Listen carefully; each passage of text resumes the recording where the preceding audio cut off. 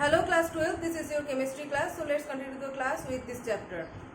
So today's class we are going to discuss about aldol condensation.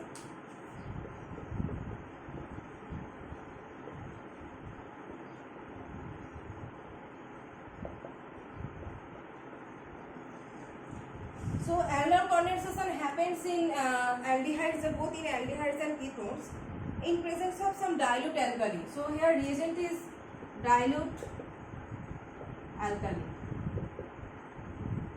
In dilute alkali you can take NaOH, KOH, Na2CO3, baryta, dilute NaOH, dilute KOH, BaOH volatiles, barium hydroxide, this one is known as baryta. Baryta can also do this type of aldol condensation reaction, and main thing is that the concentration of the alkali should be low, that is it will be dilute in nature.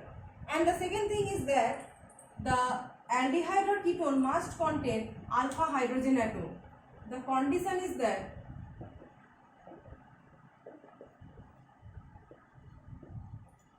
aldehyde or ketone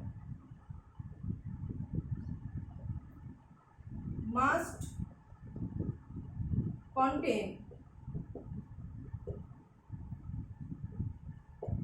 alpha hydrogen atom. If alpha hydrogen atom is absent in any molecule, then even after applying dilute alkali, aldol condensation will not happen. Okay, this type of question comes in in exam actually.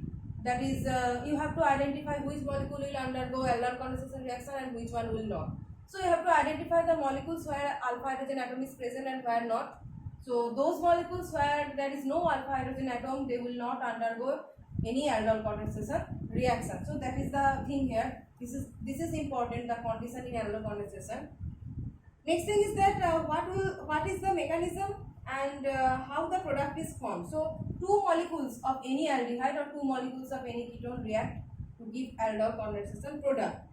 Condensation means, by the term condensation you can easily get it, that elimination of some molecule, that is elimination of water. So suppose I am talking about acetaldehyde,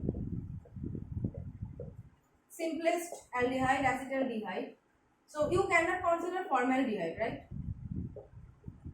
If the question comes in exam like that between acetaldehyde and formaldehyde, obviously we will consider for aldol condensation this acetaldehyde because it contains alpha hydrogen atom. See, alpha with respect to the carbonyl group, the carbon atom that is directly attached with this carbonyl carbon atom is alpha carbon atom, and that hydrogens are alpha hydrogen. So here alpha hydrogen atom is present, but you can see there is no other alpha carbon atom. There is only one carbon atom, carbonyl group, and with the carbonyl group there is no other carbon atom. So no alpha carbon, no alpha hydrogen. So formaldehyde alone, formaldehyde can undergo aldol condensation reaction, that we will discuss later, but alone it cannot undergo any aldol condensation reaction due to the absence of alpha hydrogen atom. So when you are reacting it with dilute alkali, what will happen? The presence of alpha hydrogen atom is necessary because it will be abstracted in the first step. The alkali will abstract the alpha hydrogen atom and will produce an anion. This anion will be produced, and why two molecules of acetaldehyde is necessary? One molecule will produce the anion and the second molecule will be get attacked by this produced anion. This produced anion will attack the another molecule of acetaldehyde. So CH3, C double bond O H. This anion will attack another molecule. It will open.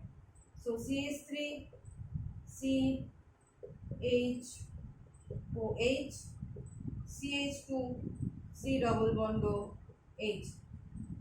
This molecule will be formed. You can see that beta. This one is carbonyl carbon atom. So with respect to this carbonyl carbon atom, this one is alpha and this one is beta. Okay. So the product is beta hydroxyaldehyde. Beta hydroxyaldehyde. So after aldol condensation reaction, beta hydroxyaldehydes or beta hydroxyketones will be generated. The position of the hydroxyl group will be at beta. So we have beta hydroxyaldehyde. This one is the method actually, and if you heat this molecule, just give heat. Now water molecule will leave here, this one. So it will form CHO, this molecule.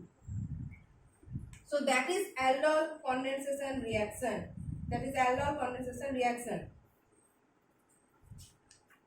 Next is that, and the produced, this molecule is known as protonaldehyde. Okay, this one is protonaldehyde. So if question is like that, how can you convert acetaldehyde to protonaldehyde? Simple, aldol condensation reaction. So next is about any ketone. Suppose acetone, you are reacting with baryta, Ba with whole twice. Similar type of reaction will take place. CH3 C double bond of CH3. You are reacting with BaOH whole twice. So baryta will abstract the hydrogen atom here and will form the anion. And this anion will attack another molecule of acetone.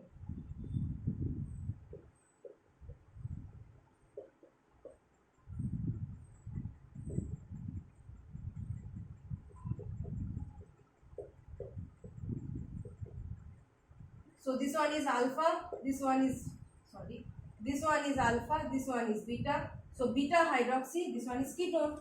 So if you take starting material as aldehyde, the product will be beta hydroxy aldehyde, and here it is beta hydroxy ketone. Okay, beta hydroxy ketone, and again if you heat it, water molecule will eliminate from here after the heat, and it will form double bond C double bond O CH3. This molecule will be formed after heat is applied. Okay, this molecule will be formed after heat is applied, and this molecule, this one is known as macetile oxide. Macetile oxide. Okay. Now you can think that why this hydrogen will not be eliminated after dehydration. So that is applied according to Sedgwick rule. You know Sedgwick rule that more substituted alkene will be formed after the dehydration. So dehydration can happen by this hydrogen and also by this hydrogen. Both are alpha. So this hydrogen and this hydrogen both can eliminate during this dehydration step after application of heat. But you know Sedgwick rule predicts that more substituted alkene will always be formed in this type of reaction. So this one is more substituted alkene, so this one is major product, that is macetile oxide, and the side product will be obtained in minor amount after the departure of this proton during dehydration. So in next class we will discuss about cross aldol condensation.